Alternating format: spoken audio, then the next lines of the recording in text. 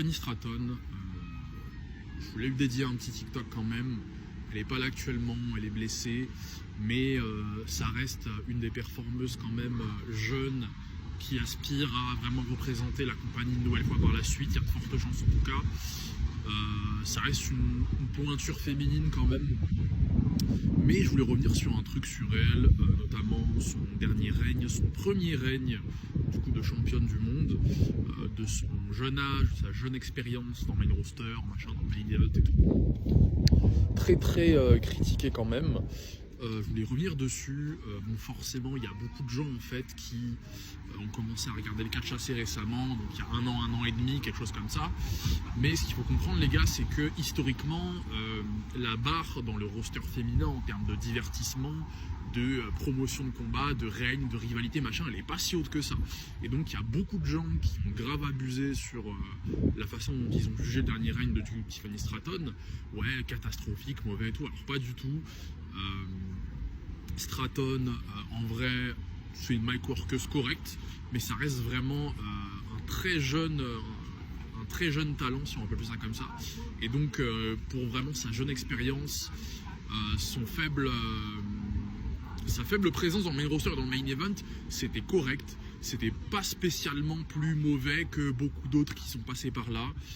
Elle a quand même pas mal souffert, on va dire, de tout ce qui va être manque de à SmackDown, manque de stars féminines pouvant vraiment matcher un peu, la matcher tout simplement du coup dans son règne de championne du monde. Donc ouais, elle a manqué un peu d'adversité, ce qui a fait qu'on a beaucoup vu Stratton tourner avec les mêmes personnes. Je crois qu'il y avait du Nia Jax, du Cargill, enfin c'était vraiment très mauvais. Nia Jax, c'est une bonne performeuse. Maintenant en fait, elle a déjà eu trop d'importance en fait dans l'ascension de Stratton, et en fait le problème c'est que c'était devenu très redondant, car en fait on avait déjà vu un peu ce que pouvait donner la dualité Stratton-Nia Jax. Donc en fait on s'est vite ennuyé, mais elle a quand même souffert d'un manque d'adversité, d'un manque vraiment d'opposition Stratton, hein, dans son règne de manière globale, alors que c'est une mic workeuse correcte. Niveau acting, bon, il y a encore des progrès à faire, mais c'est un jeune talent, enfin c'est pas étonnant en fait. Dans le ring, il n'y a aucun souci, c'est très propre, elle a le look, elle a l'entrée, elle a machin. Franchement, Stratton, les gens ont été hyper durs, alors que, mais vraiment, par exemple, cette année, vous avez du vacaire, zéro mic, zéro perso, zéro attitude, zéro promotion de combat, là où au moins Stratton s'est un peu exercé à le faire. Vous avez du Cargill qui est catastrophique. Enfin, il y a tellement eu pire, historiquement, il y a tellement eu pire qu'en fait que Stratton. Si on peut parler un peu de sa road à Mania avec Charlotte, là en fait c'est un truc qui l'a un peu, comment dire, en fait ça aurait beaucoup pu mieux se passer, car Stratton était babyface et l'idée c'était qu'il voulait du coup la pusher et la faire monter en puissance en tant que babyface. Maintenant le programme Charlotte Stratton était assez ambigu. Charlotte n'était pas totalement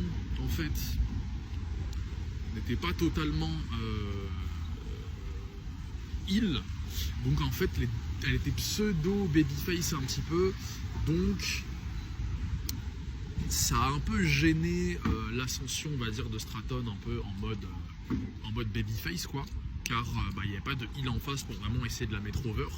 Du coup le travail de promotion de combat c'était assez des fois gênant. Il n'y avait pas vraiment de parti pris quoi, il n'y avait pas vraiment de camp. Des fois Charlotte était un peu acclamée, pareil pour Tiffany. Des fois il n'y avait pas d'ambiance, c'était un peu bizarre, alors que Charlotte c'est une excellente mic workeuse, c'est une bonne actrice, elle a un gros perso normalement de queen quoi, vraiment de meuf bien hautaine et tout, mais un perso qu'elle n'a pas pris à 100% dans ce programme là, qui aurait pu grandement aider Tiffany Stratton. Donc là je mets quand même ça, on va dire, sur un défaut de booking quand même. Ça aurait beaucoup pu mieux se passer cette road à Mania avec Charlotte, afin de mettre over Tiffany Stratton. Et enfin Stratton, franchement, les gens ont été très très durs.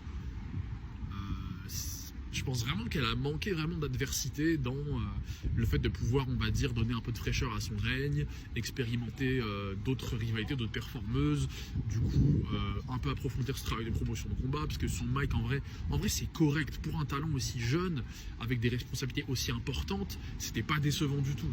Donc moi je suis vraiment de ceux qui pensent que Stratton c'était pas une dinguerie, clairement pas, c'était pas un règne hyper propre ou machin, mais il y a largement eu pire. Franchement, pour une première fois, talent aussi jeune, responsabilité aussi lourde, donc comme premier exercice, c'était correct, quoi. Historiquement, la barre n'est pas si haute, tout simplement.